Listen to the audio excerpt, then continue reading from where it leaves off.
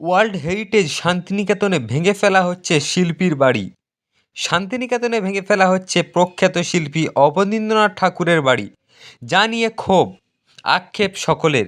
কবিগুরু রবীন্দ্রনাথ ঠাকুরের ভাইপো অবনীন্দ্রনাথ ঠাকুরের বিশ্বভারতী দ্বিতীয় আশ্চর্য ছিলেন। তার ছেলে অলোকেন্দ্রনাথ ঠাকুর শান্তিনিকেতনে একটি বাড়ি করেছিলেন।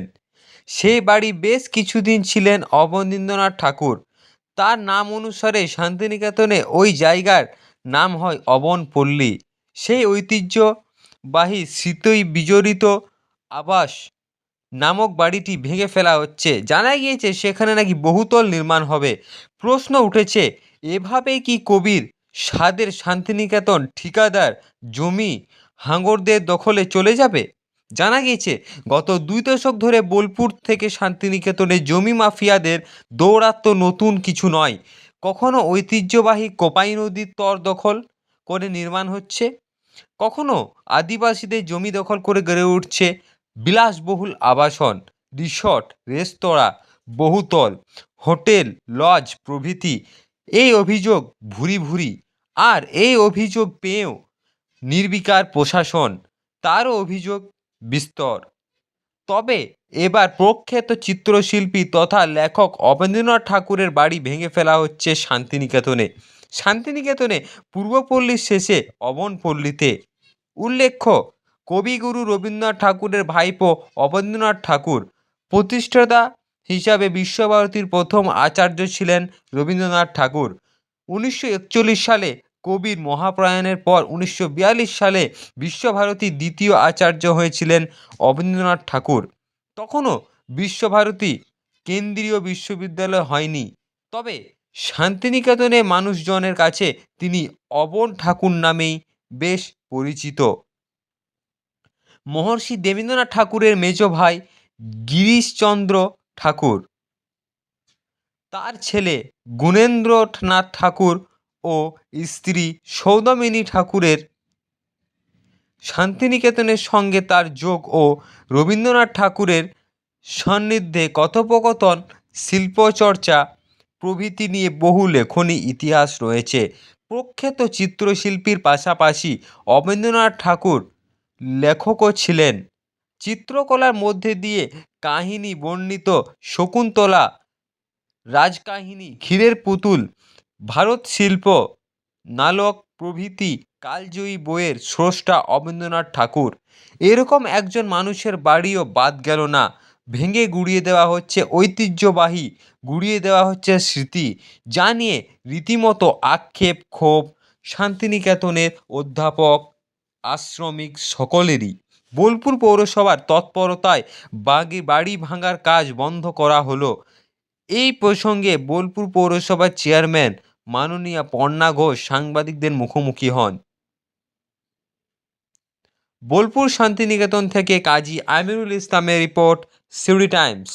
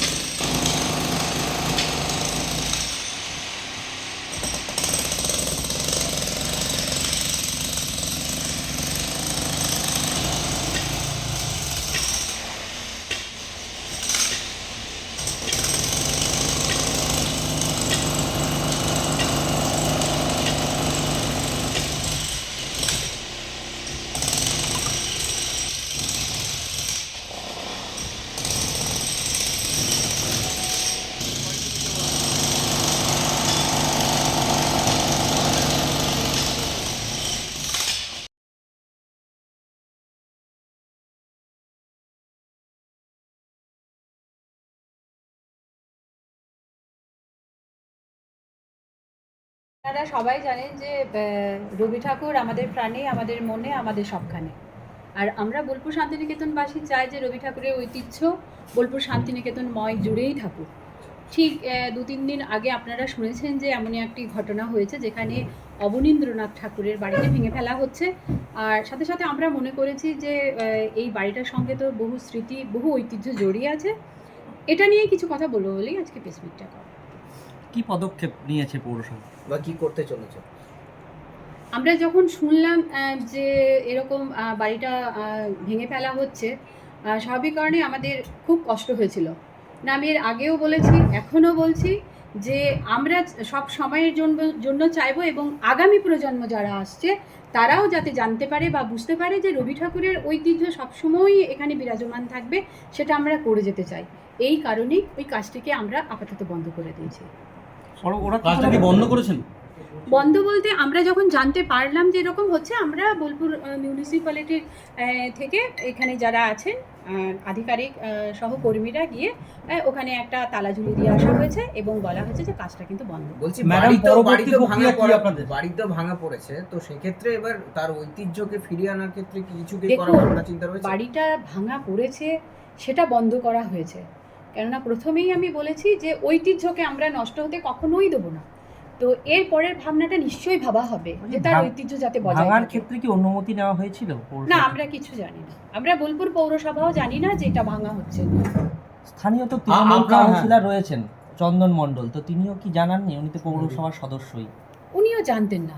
আমার কাছে এরকমই খবর আছে যে আমি যখনকে জেনেছি ঠিক তখনই উনি জেনেছেন। উনি নিজেও জানতেন না, আর জানলে নিশ্চয়ই জানাতেন। ওখানে কি হবে এরকম কোনো অনুমতি বা প্ল্যান? না, আমরা তো জানি না, এই ব্যাপারটা নিয়ে আমরা কিছুই জানি না। আমরা প্রথম জানতে পারি সাংবাদিক বন্ধুদের কাছ থেকে। এরপর কি ওখানে কোনো কিছু তৈরির অনুমতি পৌরসভা দেবে? সেটা তো পরে ভাবার কথা, তবে অনুমতি সেইভাবেই পাবে বা আমরা অনুরোধ করব। অনুমতি দিতে গিয়ে যদি সেটা আইনিভাবে দিতে হয় তো অনুরোধ রাখবো যে রবি ঠাকুর তার উত্তরসূরি যারা আছে তাদের ঐতিহ্য যেন কোনো কারণেই বিলুপ্ত হয়ে না যায়। আপাতত পৌরসভা তদন্ত প্রক্রিয়ায় কি উঠে এলো? কারা সেখানে জমিটা নিয়েছে? এটা আমরা এখনো পর্যন্ত জানতে পারিনি, তবে অবশ্যই জানার চেষ্টা করব। পৌরসভাকে না জানিয়ে এরকম একটা বাড়িকে, রবীন্দ্র স্মৃতি বিজড়িত যে বাড়ি রয়েছে, বিশেষ করে শান্তিনিকেতনের জায়গা, একটা হেরিটেজ জায়গা সেখানে, তো এই জায়গাটা নিয়ে যারা করছে এটা অনুমতি না নিয়ে তাদের বিরুদ্ধে কোনো পদক্ষেপ দেখুন, আমি সবসময় মনে করি যে ভালোবেসে যেটা হবে যুদ্ধ করে সেটা হয় না। তো যখন এটা আমরা খবর পেয়েছি, আর সবসময় চাইবো, আগেই বলেছি যে ঐতিহ্য বজায় থাকুক, এ তো আর যুদ্ধ করে নয়, এটা আমাদের প্রাণের জায়গা, আমাদের মনের জায়গা। তো আমরা সেইভাবেই চাইবো যে এটা বজায় থাকুক, কোনোভাবেই যেন নষ্ট হয়ে না যায়। মালামালার পরে কি তারা যোগাযোগ করেছিল? না, আমাদের সঙ্গে কোনো যোগাযোগ করেনি। এমনকি খবর নিয়ে দেখবেন সেখানে কিন্তু এখন আর কাজও হচ্ছে না। তারা যেমনটি আমাদের সঙ্গে কোনো রকম যোগাযোগ করেননি, তেমনি যে ওখানে তারা আবার কাজও করছে এমনটাও নয়। পৌরসভা কি কোনো কাগজপত্র চেয়ে পাঠিয়েছে যারা করছে তাদের কাছে? কাগজপত্র তো আমাদের কাছে তো সেরকম কোনো কাগজপত্র আসেইনি, তো আমরা কি করে চেয়ে পাঠাবো? না, যারা করছে না, তারা এবার আমাদেরকে প্রথমে জানতে হবে যে এটা কারা করছে সেটা আমাদের প্রথম জানতে হবে। আমরা এখনো পর্যন্ত জানতে পারিনি, তবে অবশ্যই এটা আমরা জানার চেষ্টা করব। মানে তদন্ত প্রক্রিয়া শুরু হয়েছে? অবশ্যই জানার চেষ্টা করব। আচ্ছা দিদি, তবে ওই যে বললাম, এখন আমাদের যেটা দরকার ছিল যে আমরা কিছুই জানি না অথচ কাজ হচ্ছে, সেক্ষেত্রে কাজটা বন্ধ করা। এটা আর কতদিনের ঐতিহ্য নষ্ট করা, এই কথাটা আমি বারবার বলবো, কেননা বোলপুর শান্তিনিকেতন বাসী হয়ে বোলপুর শান্তিনিকেতন মানুষের কাছে এটাই অনুরোধ করব যে রবি ঠাকুরের ঐতিহ্য কখনোই মুছে ফেলবেন না। এটা সবার কাছে আমরা জোরহাত করে অনুরোধ করবো, আর এই অনুরোধটা আমাদের থেকেই যাবে। এই বাকি যে সমস্ত ঘরবাড়ি রয়েছে তাদের জন্য কি এই ঘটনার পরিপ্রেক্ষিতে কি পৌরসভাকে কোনো আলাদা নির্দেশিকা জারি করবে? সে নিয়ে তো কোনো কথা এখানে হয়নি, আর আপাতত কি হবে সেটা আমাদের উত্তরোত্তর যারা রয়েছে বা কাউন্সিলররা যারা রয়েছেন সবটা নিয়েই আমাদের একটা আলোচনা সাপেক্ষে। দিদি, অনেকে বলছে যে ওটা ব্যক্তিগত সম্পত্তি নিরিখে তারা মানে তাদের সাথে কি যোগাযোগ করা হয়েছে? তাদের সাথে এখনো যোগাযোগ করা হয়নি, বা তারাও আমাদের সাথে যোগাযোগ করেনি। দেখুন, এক্ষেত্রে একটা কথা আমি বলি, ব্যক্তিগত সম্পত্তি হতেই পারে, সবার থাকতেই পারে, কিন্তু আমরা বোলপুর পৌরসভা থেকে চাইবো যে ব্যক্তিগত সম্পত্তি বলেই যে ঐতিহ্যটাকে নষ্ট করে দেবে এটা তো নয়, সেটা কিন্তু আমরা বোলপুর পৌরসভা কখনোই হতে দেবো না। সেক্ষেত্রে কি আপনারা মানে তারা যে যোগাযোগ আপনারা কি পরবর্তীকালে যোগাযোগ করবেন? নিশ্চয়ই যোগাযোগ করার চেষ্টা করব, অনুরোধ করব যে ঐতিহ্যকে বাঁচিয়ে রাখুন। আশা করি বুঝবেন। যদি আবার টাকা